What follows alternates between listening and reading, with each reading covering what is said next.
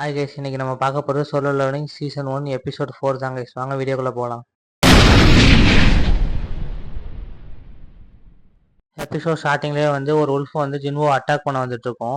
இல்லை இப்போ என்ன பண்ணுறதுன்னு தெரியலையே அப்படின்னு சொல்லிட்டு அட்டாக் பண்ணதுலேருந்து டாஜ் ஆகி ஓடிக்கிட்டே இருப்பான் ஜின்வோ. அதை விடாமல் துரத்திக்கிட்டே இருக்கும். அவனும் வந்து சரி ஓகே அடிச்சு தான் பார்ப்போம்னு சொல்லி பேராண்டாலாம் அடிப்பான். அந்த அடியில் வந்து அவனுக்கே டிஃப்ரென்ஸ் தெரியும், நம்ம கொஞ்சம் பவர்ஃபுல்லாக தான் இருக்கும், இருந்தாலும் இது வந்து நம்மளோட ரொம்ப பவர்ஃபுல்லாக இருக்குது அப்படின்னு சொல்லிட்டு அதோட அடிக்கடிக்க அப்படியே தப்பிச்சு போயிட்டே இருப்பான்.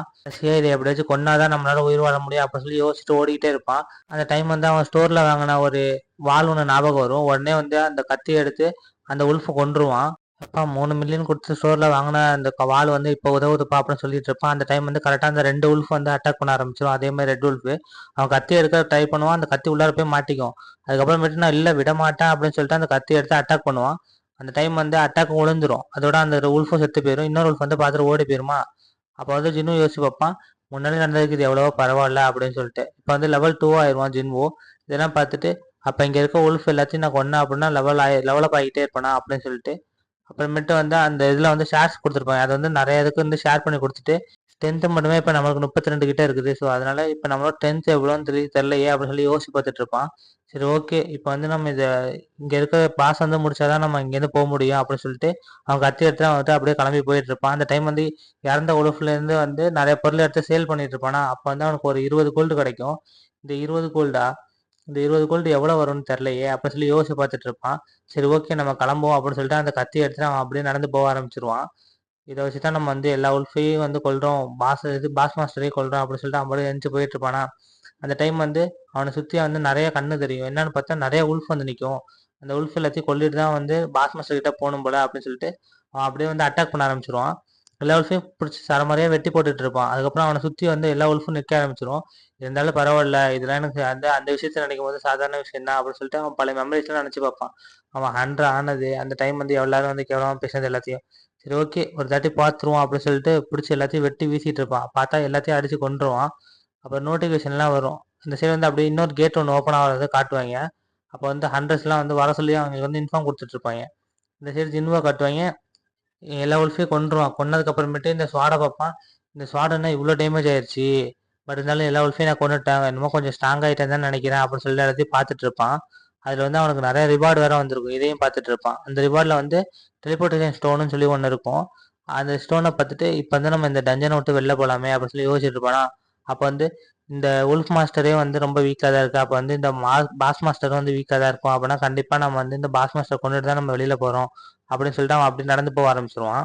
அப்புறமேட்டு அந்த ஹீலர் பொண்ணை காட்டுவாங்க. அந்த பொண்ணு ஃபோன் பேசிட்டு போயிட்டு இருப்பான். என்னன்னா இங்கே ஒரு கேட் ஒன்று ஓப்பன் இருக்கு, அங்கே ஹெல்ப் பண்ண வாங்க அப்படின்னு சொல்லி கேட்டுட்டு இருப்பான். இல்லை என்னால் முடியாது அப்படின்னு சொல்லிட்டு இருப்பா. அப்போ வந்து ஜின்மு வந்து பயிற்சி பண்ணிட்டு இருப்பான்ல, ஸ்ட்ரென்த் ஆகணும் அப்படின்னு சொல்லிட்டு அதெல்லாம் யோசிச்சு பார்த்துட்டு சரி ஓகே இதை வந்து நம்ம வந்து பண்ணுவோம் அப்படின்னு சொல்லிட்டு அவளும் வந்து அங்கே போக ஆரம்பிப்பா. இந்த சைடு வந்து ஜின்னு வந்து எல்லாத்தையும் யோசிச்சு பார்த்துட்டு இருப்பான். நம்மளுக்கு ஈக்குவலாக இருந்தால் ரெட் கலரில் இருக்கும், நம்மளுக்கு வந்து ஹையாக இருந்தால் வந்து கலர் வந்து சேஞ்ச் ஆகிட்டே இருக்கும் அப்படின்னு சொல்லி யோசிச்சு பார்த்துட்டு இருப்பான். அப்போ வந்து பாஸ் மாஸ்டர் தேடி போயிட்டு இருப்பானா. அப்போ வந்து ஒரு ரூம் கிட்ட வந்து எனாமஸ் வந்து ஆறா வந்து வெளியில வர மாதிரி இருக்கும். என்னடா இது இங்கே ஏதோ பவர்ஃபுல்லாக ஏதோ இருக்கிற மாதிரி இருக்கு அப்படின்னு சொல்லிட்டு அதை பார்த்துட்டு அவன் அப்படியே கீழே இறங்கி போக ஆரம்பிப்பான். இங்கே தான் வந்து பாஸ் மாஸ்டர் இருக்குன்னு நினைக்கிறேன் அப்படின்னு சொல்லிட்டு இந்த ஸ்வாட் வர எவ்வளோ நேரம் தாங்கும்னு தெரில, இந்த ஸ்வாடை வச்சு தான் நம்ம முடிக்கணும் அப்படின்னு சொல்லி யோசிச்சுட்டு அப்படியே நடந்து போயிட்டு இருப்பான். அந்த இடத்துல வந்து இந்த மாதிரி ஒரு இடத்துல வந்து நான் பார்த்ததே கிடையாதுன்னு சொல்லிக்கிட்டு இருப்பான். அந்த இடத்துல வந்து அட்டாக் அவ்வளோ ஆரம்பிச்சிடும். அப்புறமேட்டு அதெல்லாம் தப்பிச்சு போயிட்டே இருப்பான். அங்கே வந்து ஒரு ஸ்நாக் நிற்கும். அந்த ஸ்னேக் வந்து இவனை வச்சு விளையாடுற மாதிரி அவனை தூக்கி போட்டு பந்தாடிக்கிட்டு இருக்குமா. அதை அவன் பார்த்துட்டு நான் வந்து உன்னை சும்மா விட மாட்டேன்னு சொல்லிட்டு அந்த அந்த பாம்போட ஸ்கேலை வந்து உடைக்க ட்ரை பண்ணுவான். ஐ மீன் செதில அது எதுவுமே ஆகாது. அவனை தூக்கி தூக்கி போட்டு அடிச்சிட்டு இருக்குமா. இது எல்லாத்தையும் பார்த்துட்டு அவன் காண்டாயிருவான். என்னை வச்சு என்ன விளையாண்டுட்டு இருக்கிறியா நீனு, என்னை வந்து ஒரு புரோட்டா கூட நீ மதிக்கல, இல்லை இன்னைக்கு நான் உன்னை கொல்லாம விட மாட்டேன் அப்படின்னு சொல்லிட்டு அவன் வந்து அட்டாக் பண்ண போய் ட்ரை பண்ணுவான். பட் ஆனால் அதெல்லாம் கண்டுக்கவே முடியாது. அந்த டைம் வந்து ஜின்னு வந்து பழைய ஞாபகத்துல யோசிச்சு பார்ப்பான். வீக்கஸ்டான அன்ற நீ தான் அப்படின்னு சொன்னது. அப்புறமேட்டு வந்து அந்த கேப்டன் பேசியிருப்பான்ல, இங்கே வீக்கஸ்ட் நீ தான், பட் இருந்தாலும் அப்படியே இருக்கணும்னு அவசியம் இல்லை, நீ வந்து ஸ்ட்ரென்த் ஆகலாம் அப்படி அப்படின்னு சொல்லி பேசின எல்லாத்தையும் ஞாபகப்படுத்திட்டு உன்னை நான் சும்மா விட மாட்டேன், என்னை வச்சு நீ விளையாண்டதெல்லாம் போதும், இப்போ நான் வந்து உன்னை அடிக்கிறேன் பாரு அப்படின்னு சொல்லிட்டு அவனோட பேரண்டாலேயே அவன் அடிக்க ட்ரை பண்ணுவான். அப்புறமேட்டு அந்த டெம்பிளில் நடந்த எல்லாத்தையும் யோசிச்சு பார்ப்பான். இதுதான் எனக்கு செகண்ட் லைஃபு, இந்த லைஃப்பை நான் விட்டுட்டேன் அப்படின்னா என்னால் இதுக்கப்புறம் எதுவுமே பண்ண முடியாது. ஸோ அதனால இந்த லைஃப் வந்து நான் வந்து ஒழுங்காக வாழணும்னு நினைக்கிறேன் அப்படின்னு சொல்லிட்டு அவன் வந்து அந்த ஸ்கேலை வந்து வெட்ட ட்ரை பண்ணுவான். வெட்டவே முடியாது. ஆனால் அப்பயே வந்து நான் விடமாட்டேன் அப்படின்னு சொல்லிட்டு அவன் வந்து எனக்கு பவர் வேணும் அப்படின்னு சொல்லி கத்திக்கிட்டே இருப்பான். அதெல்லாம் யோசிச்சு பார்த்துட்டு அவன் அப்படியே அட்டாக் பண்ண போனா வெறும் கையாலேயே வந்து அவன் குத்தி இந்த ஸ்கேல் எல்லாத்தையும் உடைக்க ஆரம்பிச்சிருவான். இதோட வீக்னஸ் எங்க இருக்குன்னு சொல்லி கண்டுபிடிக்கணுமே அப்படின்னு சொல்லிட்டு அதுக்கப்புறமேட்டு குத்தி உடச்சி அதை வந்து அப்படியே கொன்றுவான். கொன்னதுக்கு அப்புறமேட்டு அவனுக்கு வந்து ஒரு ஸ்கில் ஒன்று ஆக்டிவேட் ஆகும். அது மட்டும் இல்லாம வந்து அவனுக்கு வந்து ஒரு ரிவார்டு ஒன்று கொடுப்பாங்க. அது என்ன ரிவார்டுனா அந்த பாஸ் மாஸ்டர் இருக்காங்கல்ல அதோட பல்லுல இருந்து செஞ்ச ஒரு கத்தி ஒன்று கொடுப்பாங்க. இதெல்லாம் யோசிச்சு பார்த்துட்டு இதுக்கு எவ்வளோ ஒர்த்து தான் அப்படின்னு சொல்லி அதை பார்த்துட்டு இருப்பான். அதோட வந்து அந்த இடமும் நார்மல் ஆயிரும்.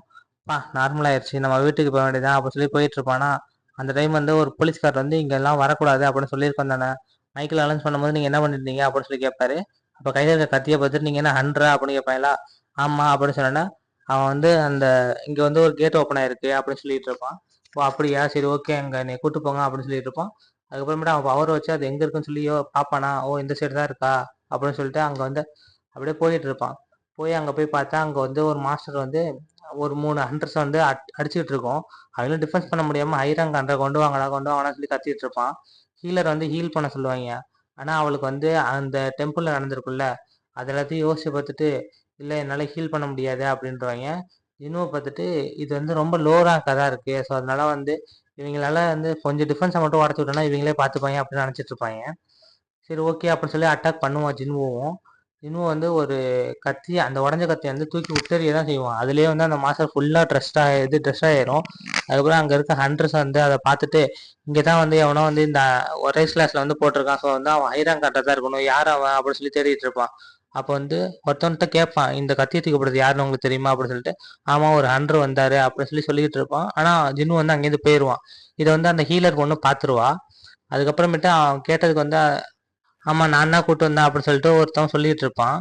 ஆனா வந்து அந்த இடத்துல ஜின்னு இல்லாம போயிடுவானா அதை பார்த்துட்டு ஷாக் ஆயிருவாங்க. அப்பனா இவன் கண்டிப்பா வந்து ஹைராங் கரெக்டாக தான் இருக்கணும் அப்படின்னு சொல்லி யோசிச்சுட்டு இருப்பாங்க. அது எல்லாத்தையும் ஜின்னுவை பார்த்துட்டு சரி ஓகே நம்ம கிளம்ப வேண்டியதுதான் அப்படின்னு சொல்லுவான். இதோட இந்த எபிசோட் முடியுது கைஸ். பாய். நெக்ஸ்ட் எபிசோட்ல பார்க்கலாம் கைஸ்.